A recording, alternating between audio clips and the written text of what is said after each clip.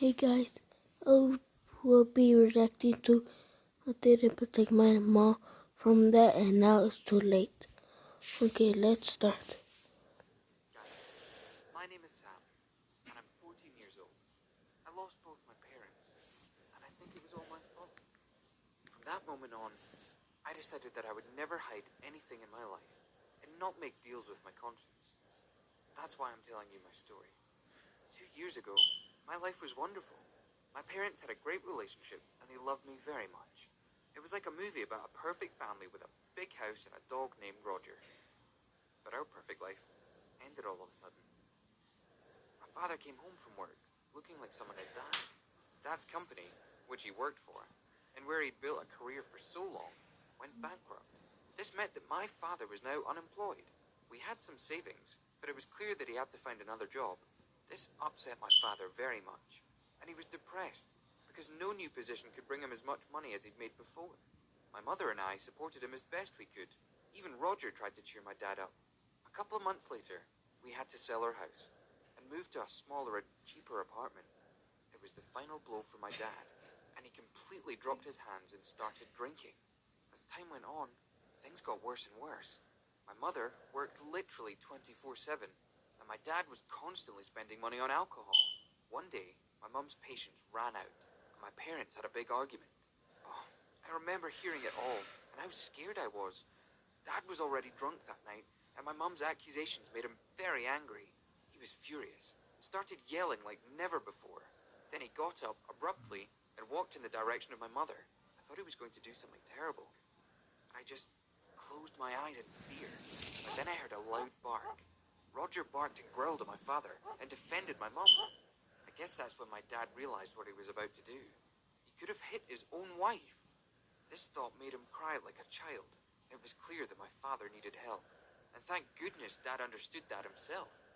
The next morning, my mother took my dad to the hospital, and the long process for the treatment of addiction began. My father spent several weeks in rehab and was receiving psychological help. Finally, my beloved dad was back. No matter what, my mother and I loved Dad very much, and we were always ready to forgive him and help. After my father returned, our lives began to improve. He finally got a job and we had more money, so overall, we felt happier. Of course, we no longer lived in a big house in a cool neighborhood, but still, Mom and Dad and I were together. And of course, our loyal and beloved friend Roger was still with us. So we lived like this for about 6 months, until one night there was a little Sorry about the incident. I woke up in the background. middle of the My night big very brother is thirsty, still awake. so I went to the kitchen to get some water, and I was very surprised when I saw that my father was sitting in the kitchen in complete darkness. When he saw me, he motioned me to be quiet, and when I turned on the light, I figured out what was going on. My father was drinking again, and I wanted to tell my mother right away, but my father begged me not to do it. He asked me to understand his feelings. Dad was working a job he hated. Alexa, set the temperature to 70 degrees. Okay.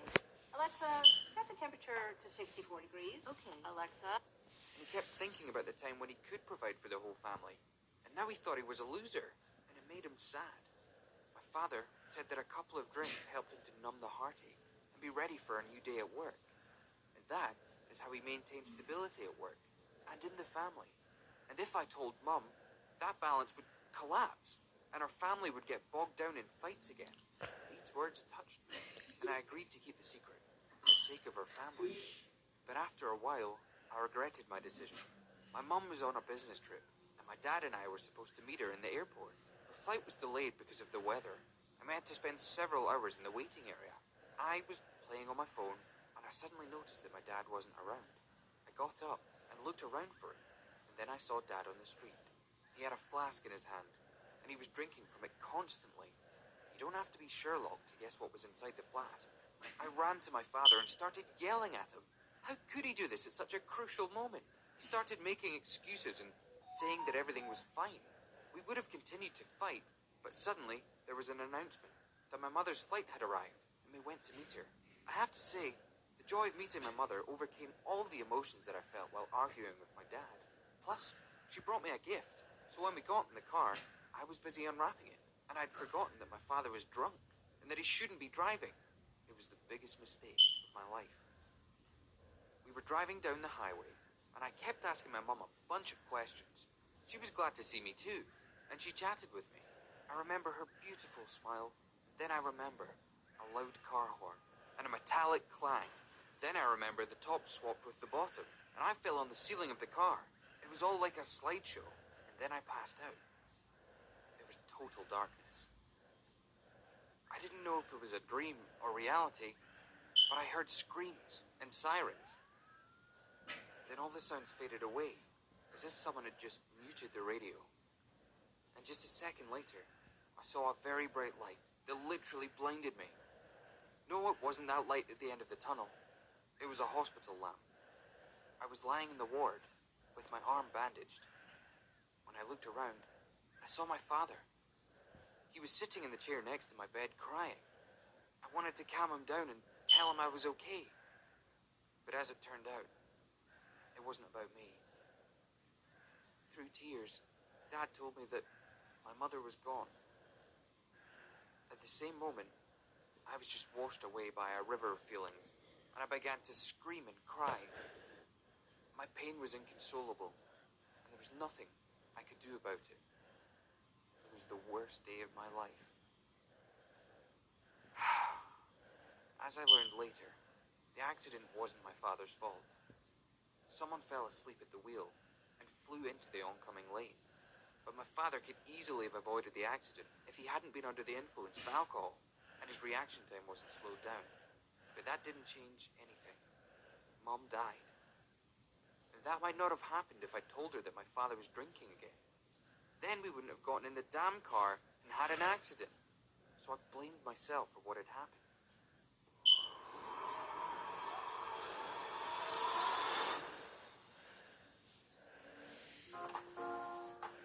Try prescription delivery, free for a limited time at CVS. Dad and I then turned into two zombies who just walked around and tried to get over their grief. At this time, my father began to drink even more heavily. Every day, he drank himself to the point where he just cried or screamed into the void.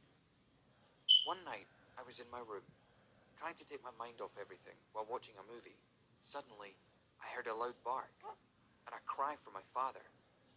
Roger missed his mother too, and he sat at the front door whining all the time.